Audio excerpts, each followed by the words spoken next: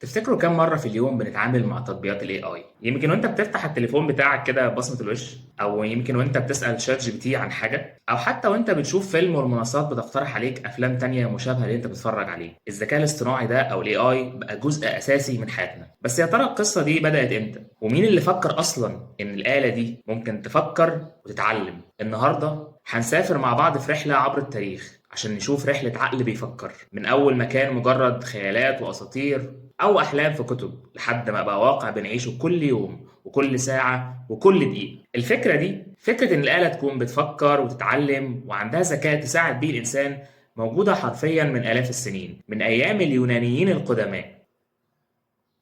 اليونانيين القدماء كانوا بيحكوا عن تمثال أسطوري مصنوع من البرونز اسمه تالوس، كان بيحرس جزيرة كريت. وفي العصور الوسطى كان في اختراعات عبقرية لعلماء زي البيروني وابن سينا والجزري، اللي اخترع آلات ميكانيكية بتشتغل بشكل شبه مستقل لرفع المية، وساعات مائية بنظام تنبيه ذاتي، وصمامات تحويل وأنظمة تحكم ذاتي، وليلة كبيرة قوي سعادتك. وعشان كده كان بيلقب بالأب الحقيقي للروبوتات. حتى في القرن ال 18 ظهرت آلات ميكانيكية بتعزف موسيقى أو بتتحرك كأنها كائنات حية، والناس وقتها كانوا في قمة انبهارهم بيها، زي ما احنا كده دلوقتي منبهرين بالاي اي. لكن كل ده في الواقع كان مجرد خيالات واساطير او آلات ميكانيكية معقدة بتعمل مهام بسيطة. لكن الحكاية الحقيقية بدأت مع التفكير العلمي في الموضوع. سنة 1950 ظهر عالم عبقري اسمه ألان تورينج، اللي هو الأب الروحي للكمبيوتر الحديث. وساعتها سأل سؤال بسيط بس عميق جدا: هل تستطيع الآلة التفكير؟ واقترح ساعتها اختبار أو نموذج محاكاة اسمه اختبار تورينج، واللي بالمناسبة بيستخدم لحد دلوقتي. ببساطة، لو الآلة عرفت ترد عليك في محادثة كتابية لدرجة إنك ما تفرقش بينها وبين إنسان حقيقي، يبقى الآلة دي ذكية. دي كانت أول بذرة علمية لل AI. بعدها ب6 سنين بالظبط، وتحديدا في صيف سنة 1956، حصل حدث غير تاريخ التكنولوجيا كلها. في جامعة اسمها دارتموث في أمريكا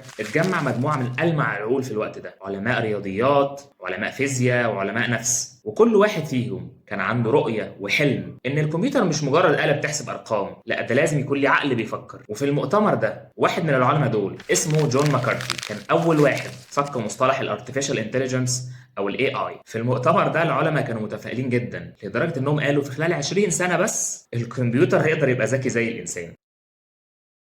وبدأت ساعتها معامل الأبحاث تبني برامج بسيطة، برنامج بيلعب شطرنج، برنامج بيحل ألغاز، برنامج بيحاول يفهم جمل بسيطة. ساعتها المجتمع العلمي كان في قمة التفاؤل وشايف إن كل الأماني ممكنة. بس يا خسارة، الحلم الوردي ده ما كملش كتير. الواقع كان أصعب بكتير من اللي العلماء تخيلوا. البرامج اللي عملوها كانت بتشتغل بشكل كويس في المعمل بس، لكن أول ما يخرجوها للعالم الحقيقي كانت بتفشل فشل ذريع. تفتكروا ليه؟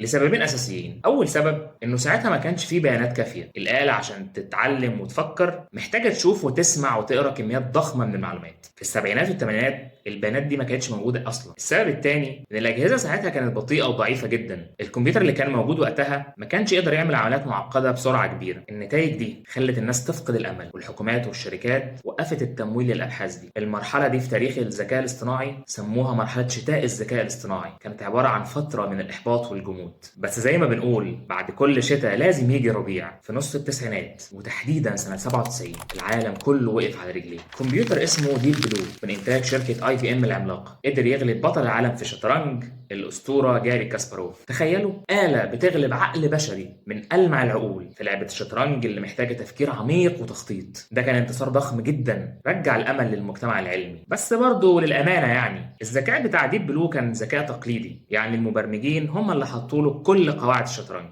وكل الاحتمالات اللي الخصم ممكن يعملها وهو يقدر يرد عليها ازاي. يعني هو ما كانش فعلا بيتعلم ولا بيولد حاجة جديدة، هو كان بس بيقدر يحسب بشكل أسرع من البشر. النقلة الحقيقية حصلت سنة 2010 مع ظهور تقنية الديب ليرنينج أو التعلم العميق. الفكرة هنا كانت عبقرية جدا. بدل ما المبرمج يقول للكمبيوتر يعمل ايه خطوة بخطوة، لا هو هيسيبه يتعلم بنفسه من البيانات الضخمة اللي بيتعرض لها. كأنك بتجيب كده طفل صغير وتوريه صور القطط وصور الكلاب، وهو مع الوقت هيقدر يفرق بينهم لوحده.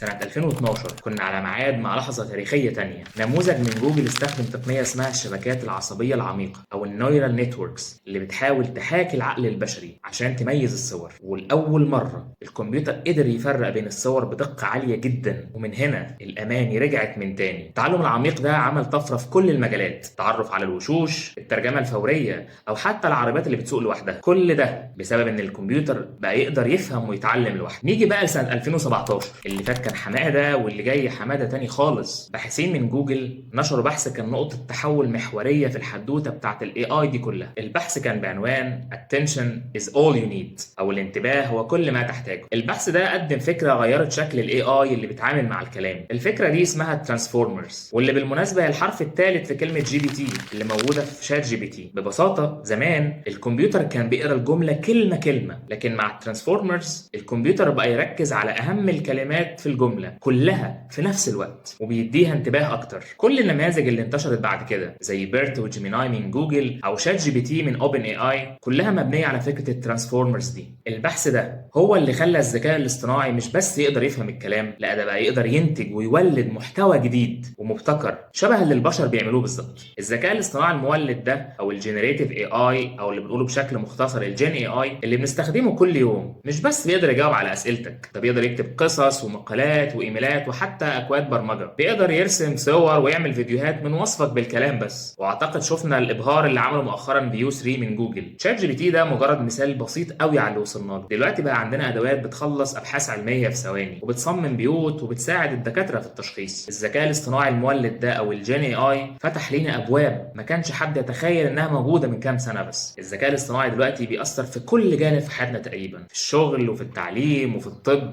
في الاعلام وحتى في الفن. بس كمان التطور السريع ده بيطرح حبه اسئله مهمه جدا جدا محتاجه تفكير عميق. هل الذكاء الاصطناعي ده ممكن يحل محل الناس في وظائفهم؟ ازاي نقدر نستخدمه من غير ما يحصل لنا اي مشاكل؟ هل ممكن في يوم من الايام يبقى تهديد لينا بدل ما هو اداه بتساعدنا؟ كل دي اسئله مهمه جدا ومحتاجه مننا كلنا علم ووعي وفهم حقيقي عشان نقدر نتعامل معاه صح، ونبقاش مجرد متفرج في التطور السريع اللي بيحصل حوالينا ده. وبكده تكون حكايتنا خلصت النهارده. ما تنساش تعمل لايك وشير، ولو انت على اليوتيوب اعمل سبسكرايب وفعل زر الجرس، واتفرج على الحلقات اللي فاتت، وقول لنا ايه اكتر حاجه ابهرتك في الحدوته اللي حكيناها دلوقتي. سلام يا بعض.